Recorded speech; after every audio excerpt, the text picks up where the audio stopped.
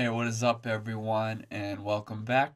Today we're going to be making a supersaw in Sylenth. Yes, the preset will be made available for you guys to download. So if you like what this sounds like, if you want to hear it, skip to the end of the video, and you can download it or join the email list and get this preset and much, much more. Serum, Massive, Sylenth, all of them. So let's get right into it. First things first, you're going to want to polyphone.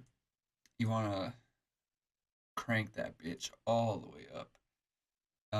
So if you have it at 0, nothing's gonna play. Obviously, 1, 2, or now we're on 3.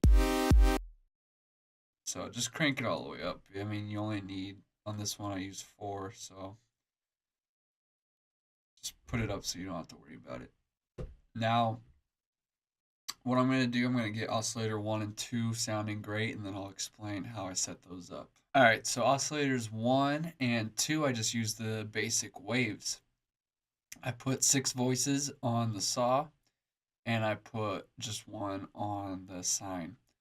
And this is at default 0, so make sure you give it a voice. Now they're both on retrig, although I think I'm going to take the retrig off this one because I did slightly detune it.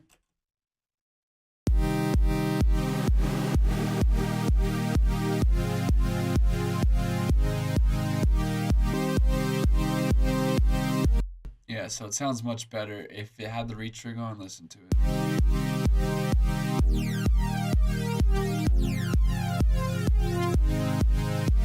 Which, I mean, it's not too bad, but I don't want it to go at the beginning of every chord, so I turned that off. And you could also crank up the detune a little more now. Now, on oscillator 2,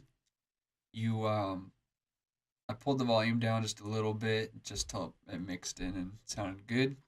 Detune 0 phase, and the stereo I pulled it in a little bit. I didn't want it as wide as the saw, so I just pulled that in to about 7, and retrig is fine on this one. So now you have a nice thick sound. So without it,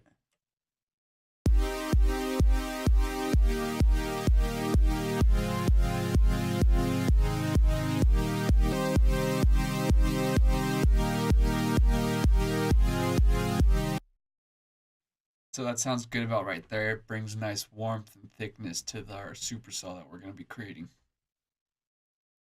You know, and that's basically it for the oscillators. There's really not much in the oscillators. It's more of filling out and thickening the sound and giving it character that will start bringing this to life as many, many sounds.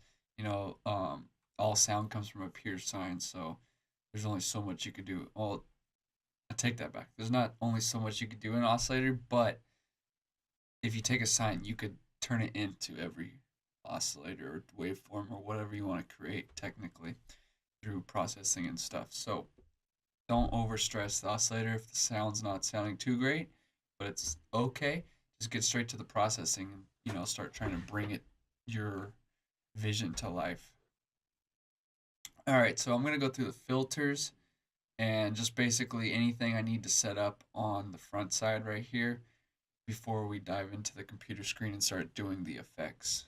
All right, so what I did was turn on filter A, both A and B, and did the low pass. I switched it to the 12 dB instead of 24.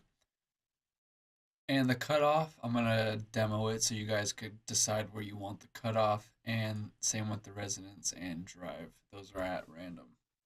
So here's what it sounds like in a super soft form, but I want to show you how you could turn it into like a future bass wobble type thing. So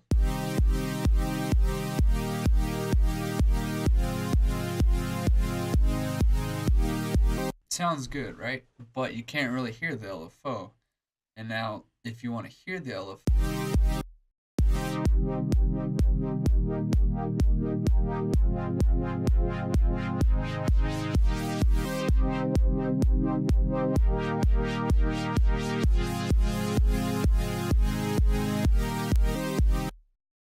now that's one cool way to play it, but if you really want to get this thing going, if you pull up the cutoff and start cranking it up,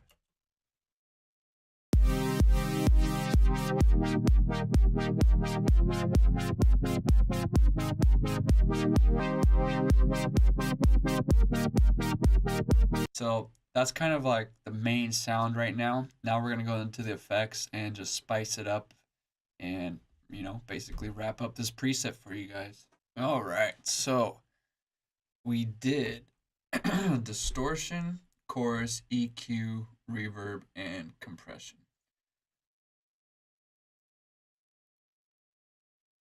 So I'm just gonna run through it and explain it while it's playing.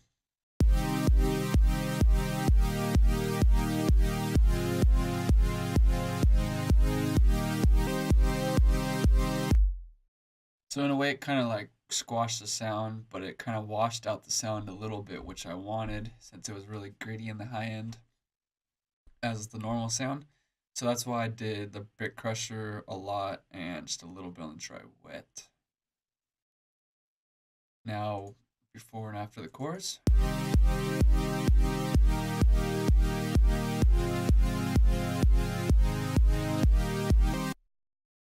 Now I want you to listen in the background.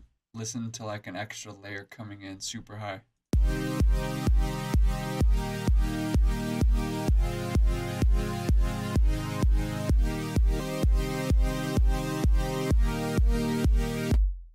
So if you can't hear it, I'm gonna dramatize it.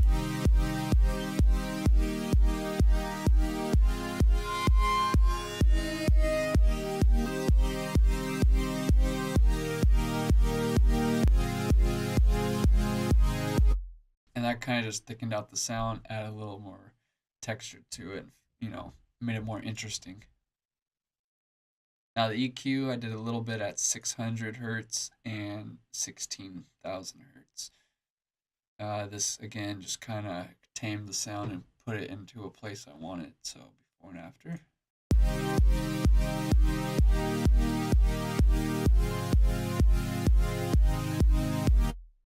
Hear a little more hiss, and in a way it kind of flattened the sound out by boosting 600 and then adding that hiss on top.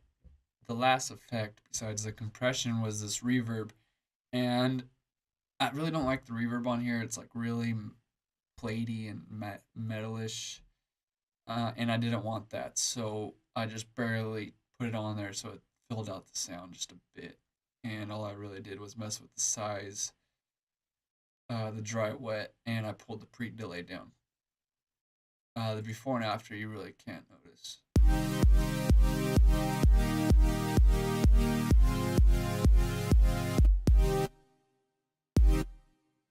So you could kind of hear that little reverb tail. I want it to really blend in and not be noticeable that there's a tail, but still have kind of a tail. And then last, compress it.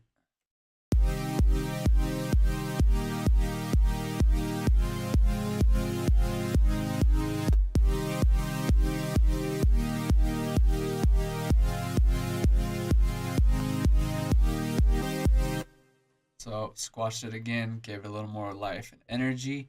And, that's basically the full sound. But again, is that its basic form. You want to mess with the cutoff and stuff to really give it some character.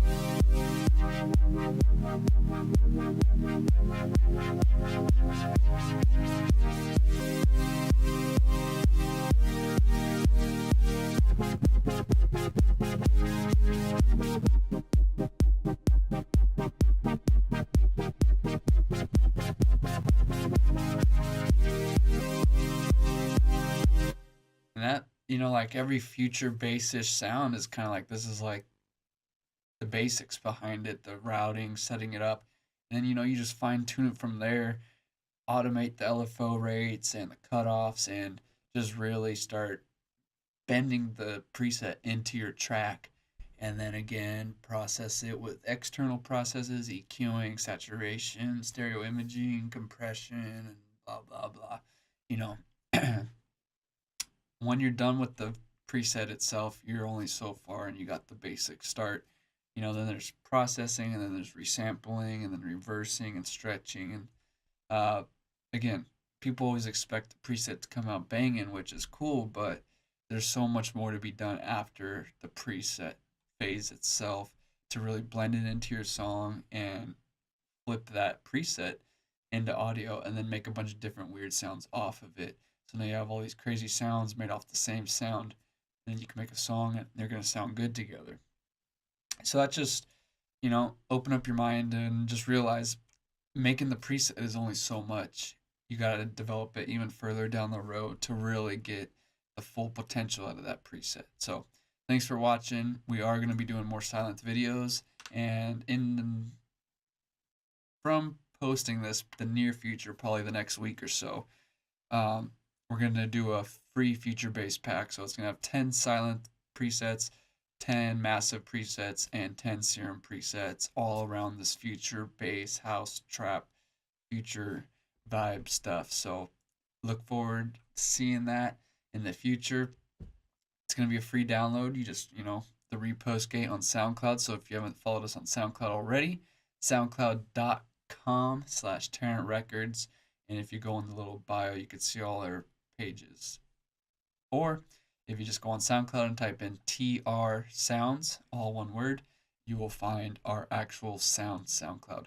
So again, thanks for watching. Don't forget to subscribe and keep an eye out for that future bass pack in the future. Peace.